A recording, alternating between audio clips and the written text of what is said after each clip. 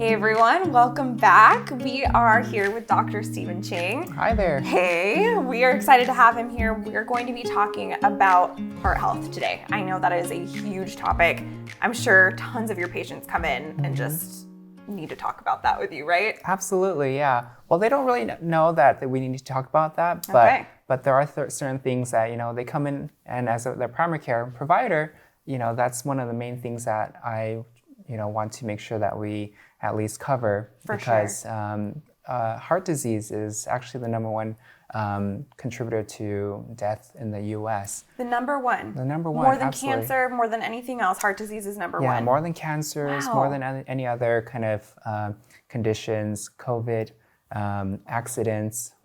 Yeah. So it's the number one killer. So if it's the number one killer in the U.S., the main thing is trying to identify what causes the one to develop heart disease and how we can best prevent that from happening. So when your patients come in, how do you know when to talk to them about heart disease, or what kind of triggers that first conversation? Well, we obviously look into their medical history, whether or not they have any conditions such as high blood pressure, high cholesterol levels, high sugar levels, whether they're a little bit overweight or not.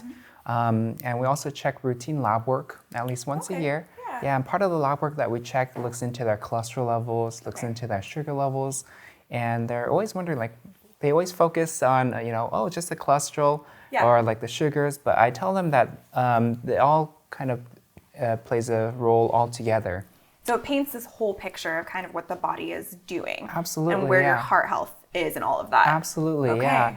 And actually, the American Heart Association and the American College of Cardiology have developed this certain calculation or algorithm that helps us to put a kind of percentage of risk for certain patients. Really? Yeah. So are you able to do that algorithm in the clinic with them and see where they fall on that risk scale? Yep. Yeah. So we're able to do it in the clinic. We just need a few data points, and that includes, their laboratory values. It shows us their cholesterol levels, their blood pressure. We also look into various other factors such as their age, whether they're female or male, their ethnicity, and we put this into this equation, which tells us what their ASCVD score is, and that stands for the atherosclerotic cardiovascular risk score. I'm not going to try to say that. That's okay. But ASCVD is a kind of short term for that. Okay.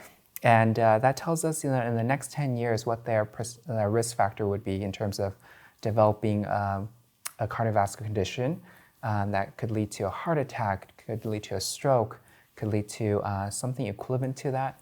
And is there an age where you would suggest your patients come in and do this risk assessment with you so that you can kind of make a plan moving forward? Right, yeah. Well, usually that score applies for folks between the age of 40 to 75 or so. Yeah. Okay, awesome. So say a 45-year-old comes in, you're able to look at their risk assessment and see kind of what percentage of risk they would be at when they're 50. And then would you make a plan for them? Or say a 65-year-old is coming in and same thing for 75. Absolutely, and there's guidelines on this because of the various studies and data that shows that, depending on the percentage or depending whether or not you have an underlying condition like diabetes or not, they do recommend, some folks, start on medications or not. For everybody, I would always recommend to, have a healthy diet, healthy exercise, and exercise meaning an activity that leads to persistent elevated heart rate of at least 150 minutes a week. Wow. Yeah, so what does that break down to? 30 minutes a day, an hour a day? Okay. Exactly. 30 minutes, 5 times a week.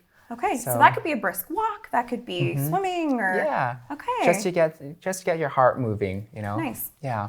And so aside from that, the routine kind of healthy eating as well as activities, depending on the risk score, then I advise them, the data shows that for folks who are at elevated risk, such as yourself, you might benefit from a medication to help lower your cholesterol or, we should get your sugar level better under control, things like that. Gotcha. So just depending on the risk level would be let's see if we can handle this with diet alone, or exactly. Otherwise, we need to get you on a medication.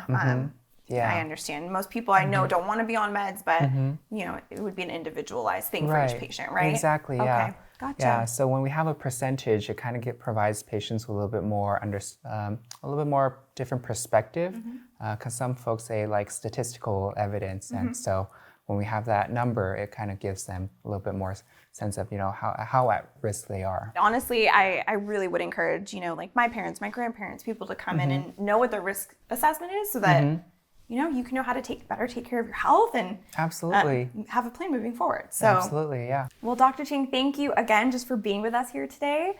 Dr. Ching is accepting new patients at our Hemet clinic, and so if you have any questions, feel free to reach out to us. We would love to have you as our patients. Thank you so much for having me, and I look forward to seeing you guys at the clinic.